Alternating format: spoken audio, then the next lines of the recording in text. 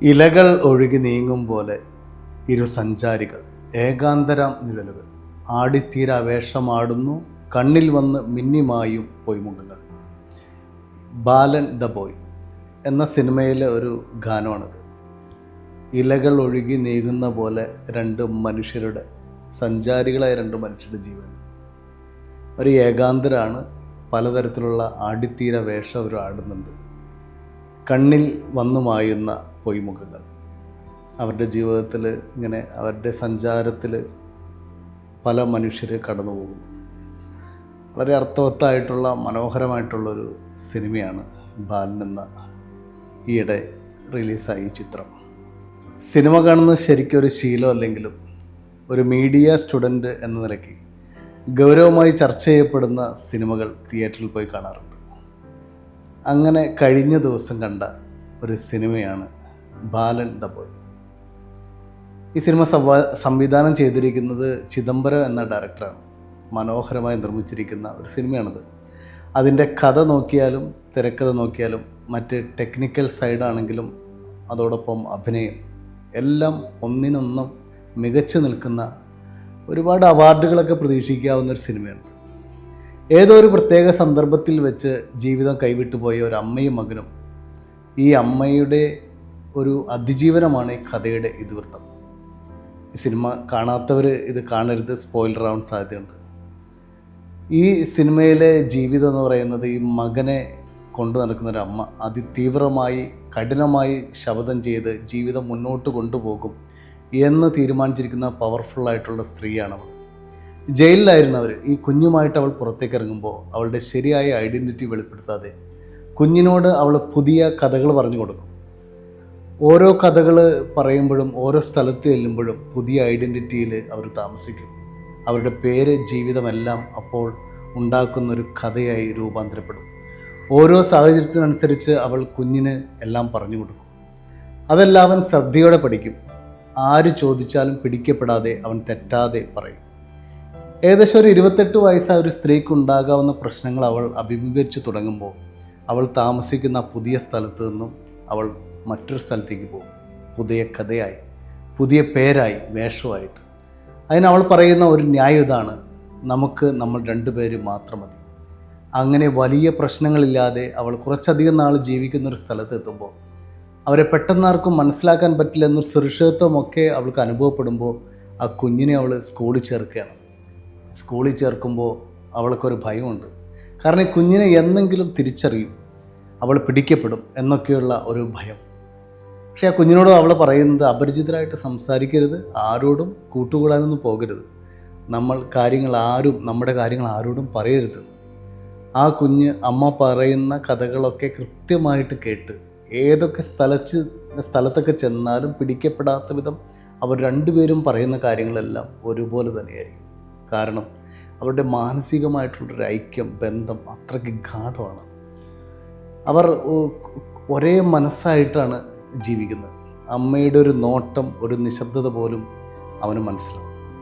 ഒരു വേളയിൽ മാത്രമേ കുഞ്ഞ് അമ്മ പറയുന്ന അനുസരിക്കാതെ കൂട്ടുകാരുമായിട്ട് കളിക്കാൻ പോകുമ്പോൾ അല്പനേരം ഈ കുഞ്ഞിനെ കാണാതാകും.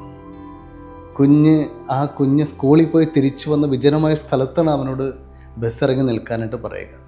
അവനവിടെ കാണാതാകുമ്പോൾ അമ്മ ഒരുപാട് വിഷമിക്കും. അവൻ ഈ ശ്രദ്ധിക്കാത്ത സ്ഥലത്ത് അമ്മ ഓടി എത്തി അവനെ അന്വേഷിച്ച് അവൻ കുറച്ച് കഴിയുമ്പോൾ തിരിച്ചു വരും. അപ്പോൾ അമ്മ അവനോട് പറയുന്നൊരു വാക്കുണ്ട്: മോനെ, ഞാൻ അല്പമല്ലേ വൈകിയുള്ളൂ, ഞാൻ വരാൻ വൈകിയാലും ഇവിടെ നിന്ന് പോകരുത്, അല്പം വൈകിയാലും അമ്മ വരും. ഈ ഒരു വാക്കാണ് ഈ സിനിമയുടെ മൊത്തം ഇതിവൃത്തത്തിൻ്റെ ഒരു ക്രക്സ്, ഒരു പിവട്ടൽ പോയിൻ്റ് എന്നൊക്കെ പറയാം. ഇതാണ് ഈ സിനിമയുടെ ക്ലൈമാക്സിലേക്ക് എത്തിച്ചേരുന്ന ഒരു വാക്കും ഇത് തന്നെയാണ്. പക്ഷെ വളരെ സങ്കീർണമായിട്ടുള്ള ഒരു മൊമെൻറ്റിൽ ഈ കുഞ്ഞ് അവിടെ കാത്തു നിൽക്കുന്നുണ്ടെങ്കിലും അമ്മ അല്പനേരം വരാതെ പോകുന്നു. അവനെ പോലീസുകാർ പിടിച്ചുകൊണ്ട് പോവുകയാണ്. കാരണം ഒരു ഐഡൻറ്റിറ്റി ഇല്ലാതെ നിൽക്കുന്ന ഒരു കുഞ്ഞ്, ഈ അമ്മ വരുന്നില്ല. കാത്തു നിന്ന കുഞ്ഞിനെ പോലീസുകാർ സംശയത്തോടെ ഈ ഏത് കുഞ്ഞാണ് എന്ന് കരുതി പിടിച്ചുകൊണ്ട് പോകുന്നു. പക്ഷേ അവൻ പോലീസ് സ്റ്റേഷനിൽ നിന്ന് രക്ഷപ്പെട്ട് ഒരു വിദൂര സ്ഥലത്തേക്ക് പോവുകയാണ്. അങ്ങനെ 7 വർഷം കടന്നു പോകുന്നു. എവിടെ നിന്നാണ് വന്നതെന്നോ എവിടെയാണ് തൻ്റെ അമ്മയെന്നോ നഷ്ടപ്പെട്ട സ്ഥലം ഏതെന്നോ ഇതൊന്നും ഈ കുഞ്ഞിന് ഓർമ്മ കിട്ടുന്നില്ല. പക്ഷേ അവന് അമ്മേനെ കാണാതിരിക്കാൻ പറ്റില്ല.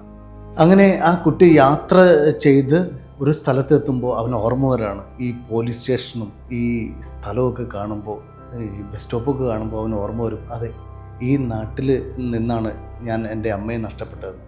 അവൻ അമ്മയെ കണ്ടെത്താനായിട്ട് ആ പോലീസ് സ്റ്റേഷനിലേക്ക് വരികയും അവിടെ ആ പോലീസുകാരുമായിട്ട് സംസാരിക്കുകയും അന്നുണ്ടായിരുന്ന കാര്യങ്ങളൊക്കെ സംസാരിച്ച് കഴിയുമ്പോൾ ഈ സ്ത്രീ പോലീസിനാൽ പിടിക്കപ്പെട്ട് ഇപ്പോൾ ഒരു ഭ്രാന്താശുപത്രിയിൽ കഴിയുകയാണെന്നറിയാണ്. അവൻ ആ സ്ത്രീയെ കാണാനായിട്ട് ചെല്ലുകയാണ്. ആ സ്ത്രീയുടെ മുഖം കണ്ടു കഴിയുമ്പോൾ ഈ ബാലൻ, ദ ബോയ്, അവൻ ഇറങ്ങിയൊരു ഓട്ടമുണ്ട്. അപ്പോഴാണ് അവൻ അമ്മ പറഞ്ഞ വാക്ക് ഓർക്കുന്നത്, എത്ര വൈകിയാലും അമ്മ വരും. ഇതാണ് ഈ സിനിമയുടെ ഇതിവൃത്തം തന്നെ.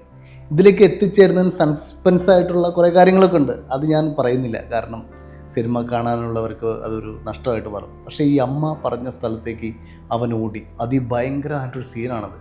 ആ പറഞ്ഞ സ്ഥലത്തേക്ക് അവൻ ഓടിച്ചെന്ന് അവനവിടെ നിൽക്കുമ്പോൾ ഏതാനും മിനിറ്റുകൾക്കുള്ളിൽ കാടിൻ്റെ മറവിൽ നിന്നും ഈ അമ്മ അവൻ്റെ അടുത്തേക്ക് വരുന്നുണ്ട്. കെട്ടിപ്പിടിച്ച് അമ്മയും മകനും കൂടി കരഞ്ഞ് പരസ്പരം കണ്ണുകൾ നോക്കുന്നുണ്ട്. അമ്മ പറഞ്ഞ വാക്കാണത്, എത്ര വൈകിയാലും അമ്മ വരും. ഇത് അമ്മയും മകനുള്ള ഗാഢമായിട്ടുള്ളൊരു ബന്ധമാണ്, ഒരു വിശ്വാസമാണ്. അമ്മയ്ക്ക് തിരിച്ചറിയാം ഈ മകൻ എന്നെ കാത്തു വരുമെന്നും, അതുപോലെ മകന് ഉറപ്പുണ്ട് അമ്മ പറഞ്ഞ വാക്ക് പാലിക്കുമെന്ന്. അമ്മയെ പിടിക്കാനോ അമ്മയെ ഇല്ലാതാക്കാനോ ആർക്കും പറ്റില്ലെന്ന് എൻ്റെ അമ്മ എനിക്ക് വേണ്ടി വരുമെന്നുള്ള ഒരു ഉറപ്പ്. ഇതാണ് ഈ സിനിമ, ഈ ബാലൻ എന്ന സിനിമയുടെ ഇതിവൃത്തം. ഭയങ്കരമായിട്ട് സ്പർശിക്കുന്ന ഒരു സിനിമയാണ്. ഇതിനെക്കുറിച്ച് പറയാതിരിക്കാൻ എനിക്ക് പറ്റില്ല, അതുകൊണ്ടാണ് ഞാൻ ഈ സിനിമയെക്കുറിച്ച് പറഞ്ഞത്. ഇനി ഈ സിനിമയെ എനിക്ക് വിശുദ്ധ തോമാശ്ലീഹായുടെ ജീവിതമായിട്ട് ബന്ധിപ്പിക്കാനായിട്ട് തോന്നുകയാണ്. കാരണം എൻ്റെ പിതാവിൻ്റെ വാഗ്ദാനം നിങ്ങളുടെ മേലിൽ ഞാൻ അയക്കുന്നു, ഉന്നതത്തിൽ നിന്ന് ശക്തി ധരിക്കുന്നവരെ നഗരത്തിൽ തന്നെ വസിക്കുവിൻ. ലൂക്കായുടെ സുവിശേഷം 24 അധ്യായം 29 വാക്യത്തിൽ ഇങ്ങനെ പറയുന്നുണ്ട്. അപ്പോൾ തോമാശ്ലീഹായോടും ശിഷ്യന്മാരോടും യേശു പറഞ്ഞിട്ട് പോകുന്നത്, നഗരത്തിൽ നിന്ന് പോകരുത്, ഞാൻ വരും എന്നുള്ളൊരു ഉറപ്പാണ്. പക്ഷേ ഈ ബാലൻ എന്ന സിനിമയിലെ ഈ ഇതിവൃത്തം പോലെ തന്നെ യേശുവിൻ്റെ മരണം സംഭവിക്കുന്നു, യേശു പിടിക്കപ്പെടുന്നു, കല്ലറയ്ക്കുള്ളിൽ അടയ്ക്കപ്പെടുന്നു. ഇനി ആ ഒരു ബഹളത്തിൻ്റെ ഇടയിൽ എല്ലാ ശിഷ്യന്മാരും പേടിച്ച് ഓടിപ്പോവാണ്. പക്ഷെ എല്ലാവരും ഒരുമിച്ചൊക്കെ കൂടിയിരിക്കുമ്പോഴും തോമസിന് ഭയങ്കര അസ്വസ്ഥതയാണ്. ഗുരു പറഞ്ഞ വാക്കുകളൊക്കെ ഓർമ്മയുണ്ടെങ്കിലും ഒരു വേള ജീവിതത്തിൻ്റെ സന്നിഗ്ധമായ അവസ്ഥയിലൂടെ, പ്രതിസന്ധിയിലൂടെ കടന്നു പോകുമ്പോൾ തോമസ് അവരിൽ നിന്ന് അകന്നു പോവുകയാണ്. പേടിയും ഭയവും ഇനി എന്തെന്ന്, മുന്നോട്ടേക്ക് എന്തെന്നുള്ളൊരു പ്രതീക്ഷയില്ലാത്ത കാര്യങ്ങളൊക്കെ വരുമ്പോൾ നമ്മുടെ ജീവിതത്തിൽ സംഭവിക്കുന്ന കാര്യങ്ങളൊക്കെ തന്നെയാണ്. നമ്മൾ ഈ വാക്കുകളോ അല്ലെങ്കിൽ നമ്മുടെ ജീവിതത്തിൽ ഇന്ന് വരെ ഉണ്ടായ പലതിനെയൊക്കെ നമ്മൾ മറന്നു പോയിട്ട് ഒരു ഭയങ്കരമായിട്ടുള്ള മാനസിക സമ്മർദ്ദത്തിൽ നമ്മൾ അടിപ്പെടുമ്പോൾ നമുക്ക് വലിയ ഉറപ്പുകളൊന്നും, മുൻപത്തെ കാര്യങ്ങളെക്കുറിച്ച് നമുക്കുണ്ടായ ബോധ്യങ്ങളൊന്നും ചിലപ്പോൾ നമ്മുടെ മനസ്സിൽ തെളിഞ്ഞു വരണമെന്നില്ല.